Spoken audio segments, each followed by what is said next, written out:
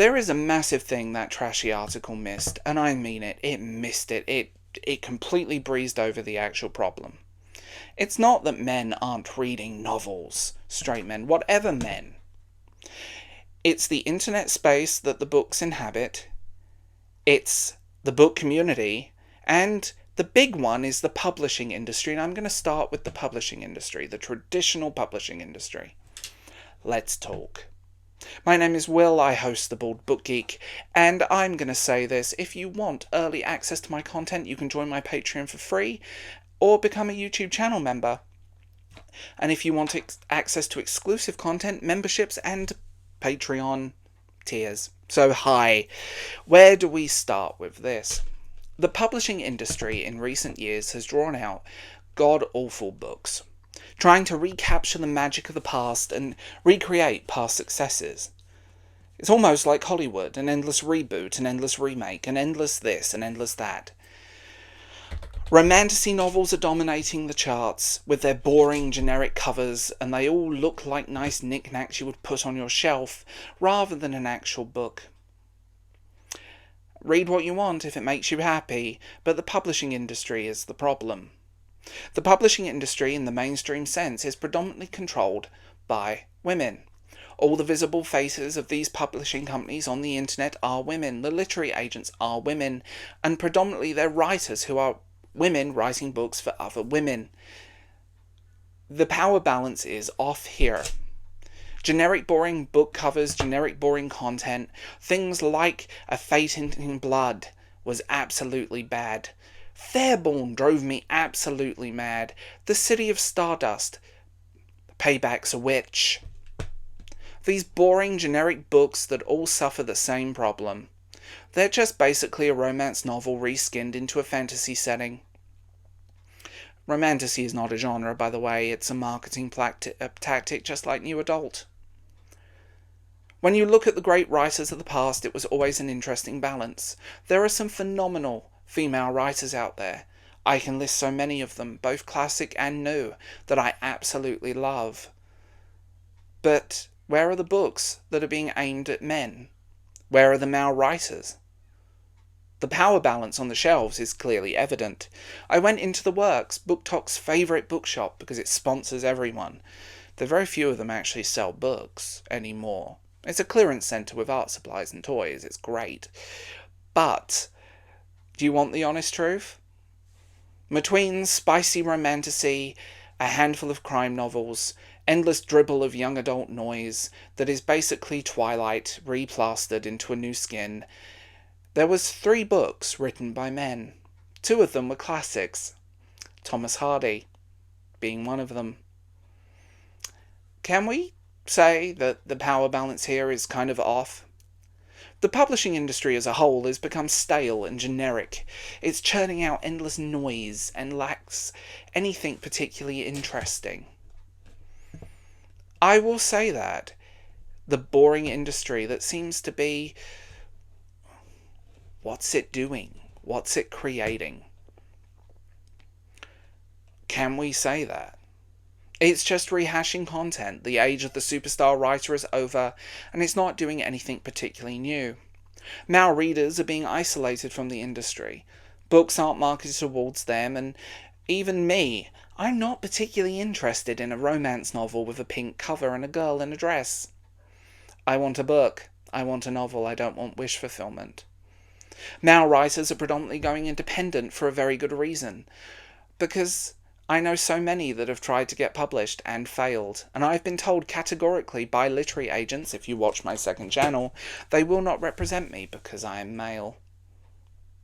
That's the only reason they don't want my book, even if they loved it.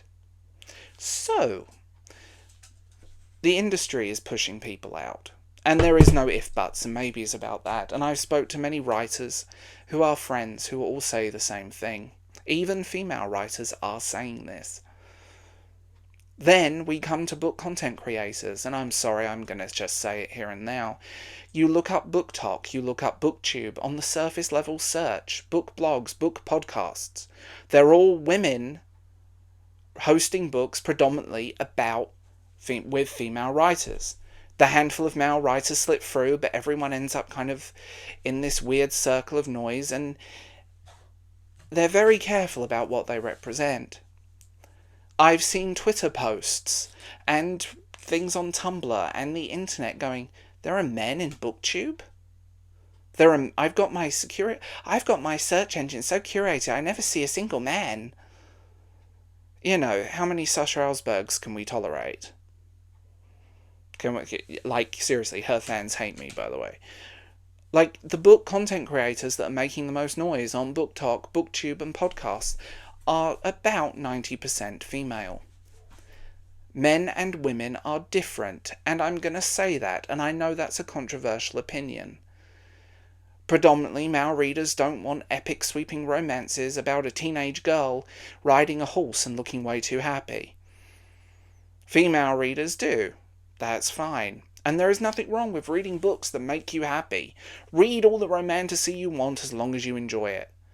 But let's not pretend these books are even marketed at men in the big frame of the publishing industry. I know people who work in marketing who have told me this firsthand.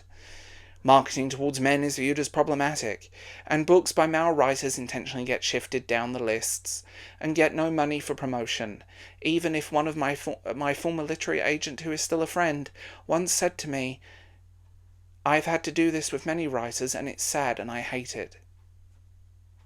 The publishing industry is predominantly a female-focused thing. What is testing well? What is doing it? And that's fine. But let's not pretend that this article ignored that completely.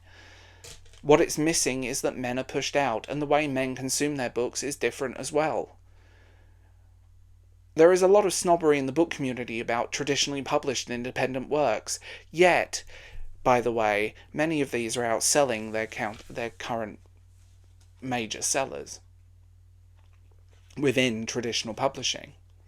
Actually, if you sell more than 6 copies a year, you're doing something right compared to normal book sales. But guys will just look on their Kindles, or look in a second-hand bookshop, or occasionally nip in at Waterstones or look on Amazon. I don't browse bookshelves, I know exactly what I want before I even get there.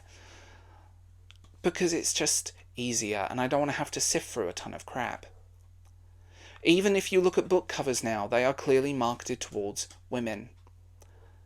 And when I see so many good books that have passed me by, they say never judge a book by its cover, but I'm not reading that book on the train because, yikes, that will get a few looks and the covers may be a little too spicy. At the end of the day, we are different. We read differently and we want different things, and the industry has left men behind predominantly. Traditional publishing is doing nothing new, and as I said many times, lit RPG is a genre that traditional publishing will not touch with a 10-foot barge pole. The publishing industry is to blame for men not reading as many novels. It's simple. It's not a difficult thing. It's marketing. It's the writers, it's the people in control of the industry. I'm all for giving women writers a voice, but come on. Let's not pretend many of these talentless writers only get a voice because of their identity, rather than actual good books. And I know that's a bitter pill to swallow for people. At the end of the day, I never judge a book by who wrote it. I never will do that. But I know exactly what I'm getting into when I see the bestseller list. The book covers now on modern romantasy look more young adult than young adult. And ultimately, we are different. And maybe the industry needs to pick up its game. Because so many writers, great writers, are going independent for so many reasons. And this is one of them.